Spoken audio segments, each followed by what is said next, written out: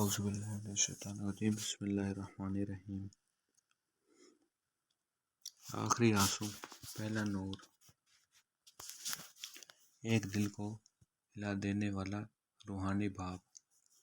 وہ رات جب نیند روٹ گئی، حرم اب مسجد کا باقاعدہ مؤذن بن چکا تھا۔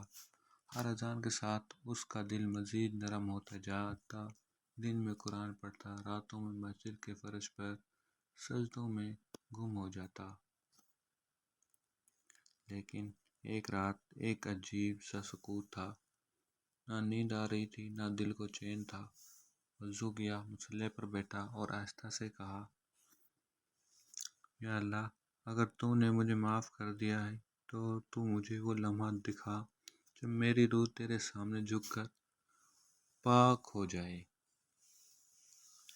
اسی لمحے آنسو اس کے گالوں پر بہنے لگے اور دل میں ایک عجیب سی کپ کپی دوڑ گئی۔ خواب کا دروازہ۔ کچھ دیر بعد ارم کو نیند آ گئی اور وہ خود کو ایک ویران وادی میں پایا۔ چاروں طرف اندھیرا تھا، زمین جل رہی تھی اور آسمان پر کوئی روشنی نہیں۔ اچانک اسے اپنے سامنے وہ سب لوگ نظر آنے لگے جنہیں وہ اپنی پرانی زندگی میں دکھ دے چکا تھا۔ دوست، ماں، وہ مؤذن جو اس کے بعد مسجد میں آیا تھا، سب خاموش کھڑے تھے۔ پھر ایک آواز آئی، ارحم، یہ تیری غفلت کی دنیا ہے، یہ تیرے گناہوں کا بوجھ ہے، کیا تو واقعی لوٹ آیا ہے؟ ارحم کے قدم لڑکھڑا گئے، وہ رونے لگا، زمین پر گر کر چیخا، یا اللہ، میں لوٹ آیا ہوں، میں اب وہ نہیں جو تھا، میرا دل اب تیرے سجدے میں قید ہے۔ تب اچانک ایک نور نمودار ہوا، زمین کی آگ بجھ گئی، آسمان روشن ہو گیا، ایک سفید لباس میں نورانی چہرہ اس کے سامنے آیا۔ اس نے کہا، جس کا دل سجدے میں زندہ ہو، اسے جہنم نہیں چھو سکتی، جا ارحم، تیرا رب تجھ سے راضی ہے۔ بیداری، ایک نئی صبح۔ ارحم کی آنکھ کھلی تو آنسو مصلی پر گرے ہوئے تھے، اس کے چہرے پر سکون چھایا ہوا تھا۔ دل میں پہلی بار یقین اترا کہ رب نے واقعی اسے معاف کر دیا ہے۔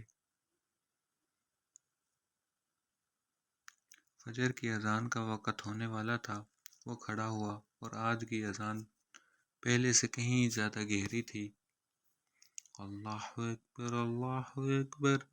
اس کی آواز میں ایک عجیب لرزش تھی، محبت کی، شکر کی اور خوف کی کہ کہیں یہ لمحہ آخری نہ ہو۔ امام صاحب نے بعد میں کہا، بیٹا، آج تیری اذان نے دل ہلا دیا، لگتا ہے آج تیرا رب تجھے خود سن رہا تھا۔ ماں کی دعا۔ جب ارحم گھر لوٹا تو ماں دروازے پر کھڑی تھی، چہرے پر مسکراہٹ اور آنکھوں میں آنسو۔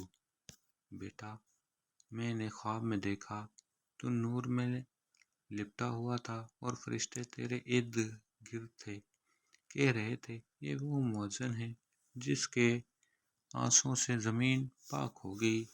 ارحم نے ماں کے قدم چومے اور دل ہی دل میں کہا، رب نے میری توبہ قبول کر لی۔ ماں کی دعا بھی پوری ہو گئی۔ سبق: قسط نمبر 3 نمبر 1، توبہ صرف الفاظ نہیں، وہ آنسو ہیں جو روح کو پاک کر دیتی ہیں۔